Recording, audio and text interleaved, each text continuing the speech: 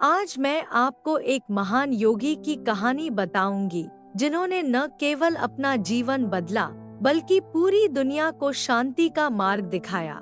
यह सिद्धार्थ गौतम की कहानी है, जो आगे चलकर भगवान बुद्ध बने। आइए आज हम बोधि वृक्ष की छाया में सत्य और ज्ञान की इस यात्रा में शामिल होते हैं। एक बार 563 ईसा पूर्व में, जिसे आज नेपाल कहा जाता है, लुम्बिनी नामक शहर में एक महान राजकुमार का जन्म हुआ था।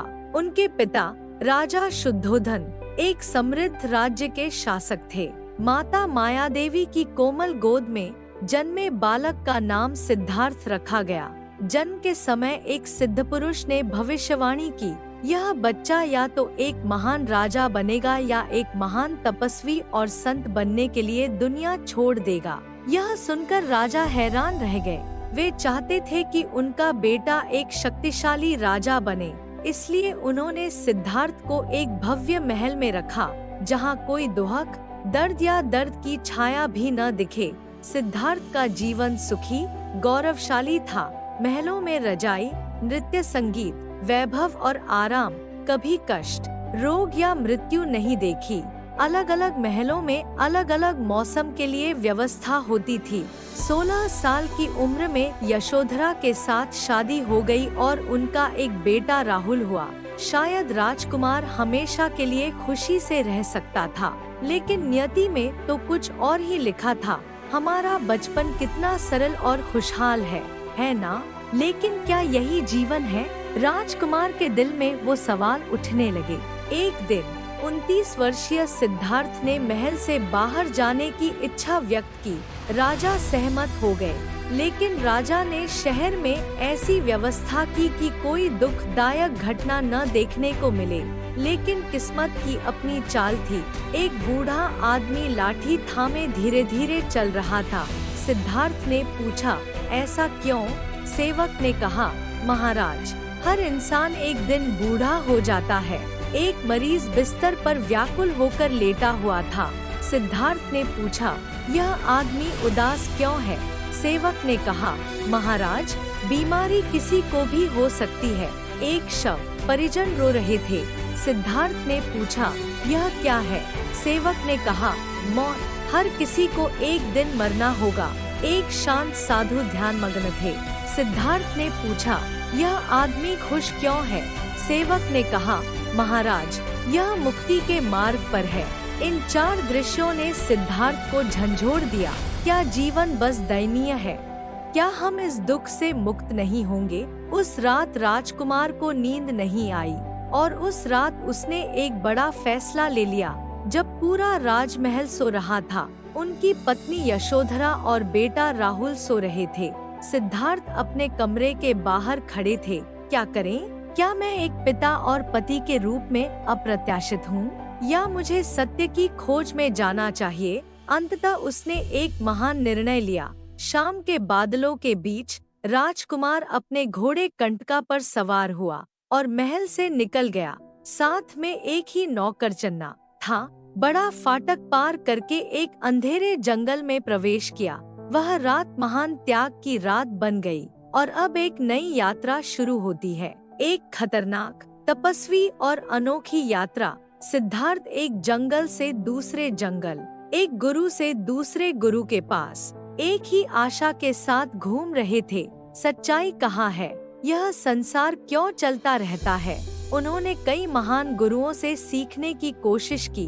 अलार कलाम नामक संत से योग और ध्यान सीखा, लेकिन शांति नहीं मिली। उद्दक रामपुत संत से भी कोई समाधान नहीं निकला। आखिरकार एक महान साधु ने कहा, आप जो खोज रहे हैं वह योग और तपस्या तक ही सीमित नहीं है, आपको स्वयं को खोजना होगा। इन शब्दों ने सिद्धार्थ को गहराई से सोचने पर मजबूर कर दिया। सिद्धार्थ ने 6 वर्ष तक कठोर तपस्या की। कभी कभी वह किसी पत्थर पर ध्यान लगाकर बैठ जाता था, कभी कभी वह एक पैर लटकाकर कई दिनों तक खड़ा रहता था। कभी कभी वे केवल चावल के एक दाने पर जीवित रहते थे। कभी कभी वे नदी के तल पर सो जाते थे। उनका शरीर अब सामान्य इंसान जैसा नहीं रहा। आंखें अंदर धंसी हुई थी, कंकाल साफ दिख रहा था। शरीर कमजोर और थका हुआ। एक बार ऐसा हुआ कि वे इतने भूखे थे कि बेहोश हो गए। वह एक नदी के किनारे बेहोश पड़ा हुआ था। वहाँ सुजाता नाम की एक महिला आई जो उदास दिख रही थी और उसने दूध और खीर दी। यह रास्ता सत्य की ओर नहीं जाता, मुझे कुछ अलग करना होगा। इसी विचार से उन्होंने घोर तपस्या त्याग दी और नया मार्ग चुना, मध्यम मार्ग। अब मैं कठोर तपस्या नहीं करूँगा। अब मैं न तो अधिक कष्ट सहूंगा और न ही अधिक त्याग करूँगा। अब मैं सच ढूंढूंगा, कोई बीच का रास्ता।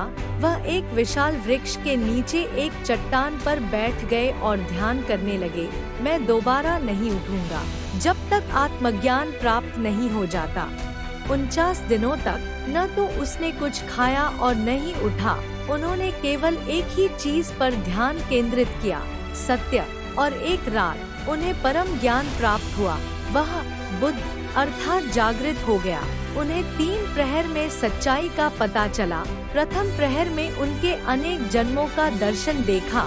दूसरे प्रहर में हर जीवन की जीवन यात्रा और संसार चक्र को समझा जाता है। तीसरे प्रहर में जीवन दुहकमय है, इस बात का एहसास होता है और दुहक से मुक्ति का रास्ता मिल जाता है। उन्होंने एक बड़ी उपलब्धि हासिल की, उन्होंने मोक्ष प्राप्त किया। अब वह सिर्फ सिद्धार्थ नहीं थे, अब वह भगवान बुद्ध थे। उसने सीखा कि यह संसार दुहकमय है, परंतु मोक्ष संभव है यदि आप सही मार्ग पर चलें। अपना दीपक स्वयं बनो। बुद्ध की शिक्षाएं जो आज भी जीवित हैं। चतुर आर्य सत्य। जीवन दुहकमय है। दुहक का कारण तृष्णा है। इच्छाओं के त्याग से दुखों का अंत होता है।